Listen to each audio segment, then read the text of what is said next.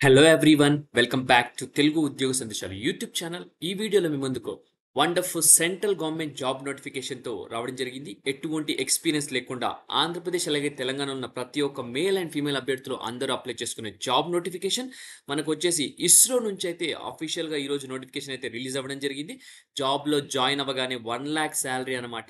వచ్చేసి మనకు ఇంత మంచి నోటిఫికేషన్ అయితే మనకు రీసెంట్గా ఎప్పుడు రాలేదు. సో మనకు టోటల్‌గా 300+ వేకెన్సీస్ అయితే ఉన్నాయి. సో ఈ వీడియోలో ఎలిజిబిలిటీ క్రైటీరియా, ఏజ్ క్రైటీరియా, అలాగే క్వాలిఫికేషన్ డీటెయిల్స్, అలాగే ప్లేస్ ఆఫ్ పోస్టింగ్ గురించి అయితే డీటెయిల్డ్‌గా నేను ఎక్స్‌ప్లెయిన్ చేయబోతున్నాను.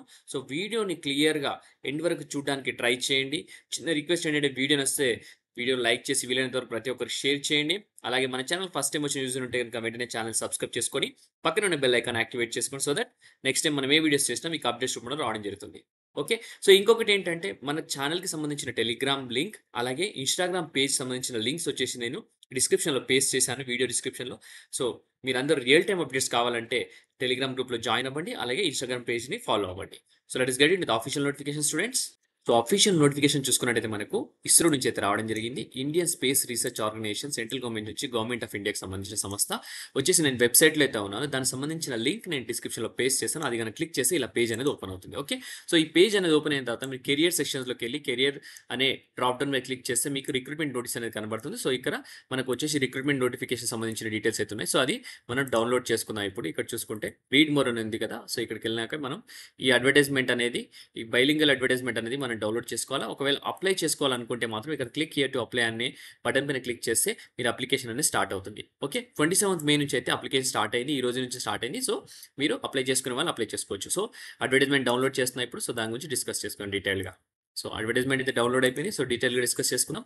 సో చూసుకున్నట్టయితే మనకు సో ఆన్‌లైన్ అప్లికేషన్ గనుక చూసుకున్నట్టయితే మనకు 27th రోజైతే స్టార్ట్ అవుతుంది. ఈరోజు మనకు 27/5/2025. లాస్ట్ డేట్ వచ్చేసి మనకు నెక్స్ట్ మంత్ 16th వరకైతే ఉంది. Okay. So payment of fees వచ్చేసి మనకు 18th జూన్ వరకైతే ఇవ్వడం జరిగింది. ఓకే. సో ప్రతి ఒక్కరు అప్లికేషన్ స్టార్ట్ అయితే అయింది. సో అప్లై చేయడానికి ట్రై చేయండి. సో నెక్స్ట్ వచ్చేసి మనకు చూసుకున్నట్టయితే మనకు ఇక్కడ క్లియర్‌గా మెన్షన్ చేయడం జరిగింది. సో పే స్కేల్ వచ్చేసి 56,100 బేసిక్ ఉంటుంది. అది వచ్చేసి డిఎన్ఎస్ అలయన్స్, అలాగే హెచ్ఆర్ఏ, ట్రాన్స్‌పోర్ట్ అలయన్స్ అన్నీతో కలుపుకుంటే మనకు 1,00,000 ప్లస్ అయితే మీ అకౌంట్‌లో అయితే పడడానికి ఛాన్స్ అయితే 100% ఉంది. సో సెలక్షన్ క్రైటీరియాలోకి వెళ్ళిపోదాం. అసలు సెలక్షన్ క్రైటీరియా ఏంటి అనేది చూసుకుంటే గనుక మనకి ఇక్కడ చూసుకుంటే వచ్చేసి రిటన్ టెస్ట్ అయితే ఉంటుంది. సో రిటన్ టెస్ట్ వచ్చేసి మనకు పార్ట్ ఏ, పార్ట్ బి అయితే ఉంటుంది. విత్ డ్యూరేషన్ ఆఫ్ 120 మినిట్స్ అని క్లియర్‌గా మెన్షన్ చేశారు. సో సింగిల్ ఆబ్జెక్టివ్ టైప్ అనమాట అది. క్వెషన్స్ వచ్చేసి 2 పార్ట్స్ అయితే ఉండడం జరుగుతుంది. పార్ట్ ఏ, పార్ట్ బి వచ్చేసి మనకు. అలాగే పార్ట్ ఏ వచ్చేసి ఏరియా డిసిప్లిన్ స్పెసిఫిక్ పార్ట్ అనమాట. సో 80 మల్టిపుల్ చాయిస్ క్వెషన్స్ ఉండడం జరుగుతుంది. Each question carries 1 mark. Negative marking వచ్చేసి కూడా ఉండడం జరుగుతుంది. 1/3 మార్క్ అయితే నెగెటివ్ మార్కింగ్ అనమాట. ఓకే. సో మనకు వచ్చేసి పార్ట్ బి చూసుకుంటే ఆప్టిట్యూడ్ ఎబిలిటీ టెస్ట్ అనమాట. Consist of maximum 15 multiple choice questions. టోటల్‌గా 20 మార్క్స్ అయితే ఉండడం జరుగుతుంది. పార్ట్ బిలో నెగెటివ్ మార్క్స్ అయితే లేవన్నమాట. సో నెక్స్ట్ వచ్చేసి ఇంటర్వ్యూ ఉంటుంది. వచ్చేసి based on the performance on the written test, candidates will be shortlisted for the interview in the ratio of 1:5 క్లియర్‌గా మెన్షన్ చేశారు. With an aggregate of minimum of 10 candidates అంట. Okay. So 1:5లో రేషియోలో అయితే మిమ్మల్ని పిలవడం జరుగుతుంది. ఒకవేళ మీరు రిటన్ టెస్ట్ గనుక క్వాలిఫై అయితే మిమ్మల్ని 1:5 రేషియోలో అయితే ఇంటర్వ్యూకి పిలవడం జరుగుతుందని క్లియర్‌గా మెన్షన్ చేయడం జరిగింది. ఓకే. సో ప్రతి ఒక్కరు రిటన్ టెస్ట్ అయితే క్వాలిఫై అయిన వాళ్ళందరినీ 1:5 రేషియోలో అయితే పిలవడం జరుగుతుంది.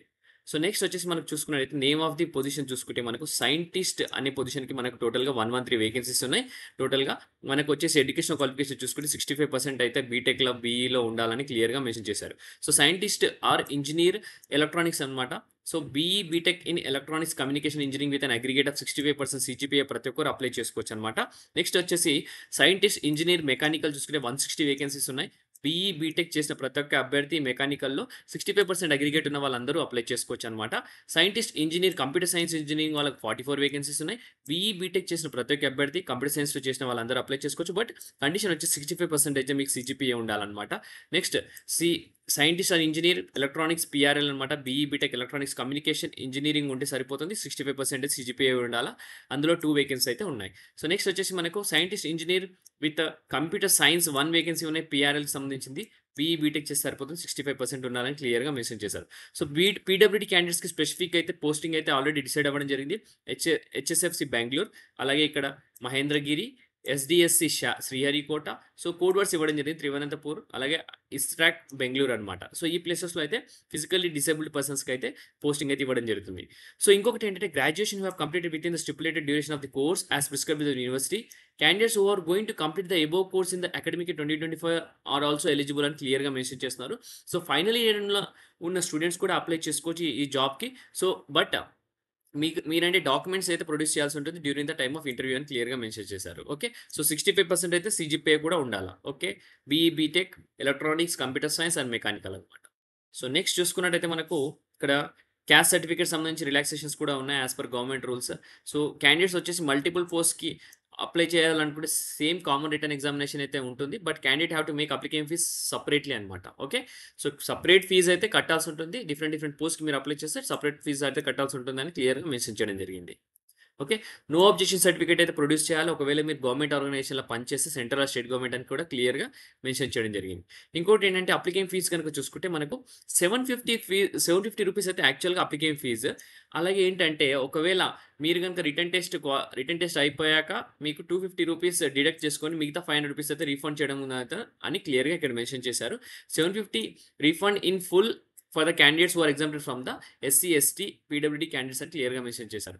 సో వచ్చేసి ఏంటంటే సో పీడబ్ల్యూడీ క్యాండిడేట్స్ ఎవరైతే ఎగ్జామ్ రాస్తారో అలాగే ఎస్సీ, ఎస్టీ వాళ్ళు 750 రూపీస్ ఇప్పుడు అప్లికేషన్ ఫీజ్ ఉంటుంది. బట్ తర్వాత మీకు రీఫండ్ అయితే చేయడం జరుగుతుంది.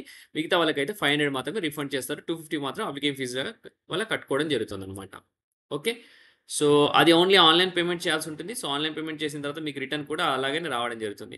సో ఆన్‌లైన్‌లో అప్లోడ్ చేసేటప్పుడు మీరు అప్లికేషన్ సబ్మిట్ చేసేటప్పుడు ఓన్లీ ఫోటో అండ్ సిగ్నేచర్ మాటకే అప్లోడ్ చేయాలి. జేపీజీ ఫార్మాట్‌లో అని కూడా క్లియర్‌గా మెన్షన్ చేశారు. వచ్చే రిటర్న్ టెస్ట్ వచ్చేసి హైదరాబాద్‌లో ఉండడం జరుగుతుంది. కోల్కతా, లక్నో, బొంబాయి, అలాగే న్యూఢిల్లీ, తిరువనంతపురం క్లియర్‌గా మెన్షన్ చేశారు. సో ఇదే అండి.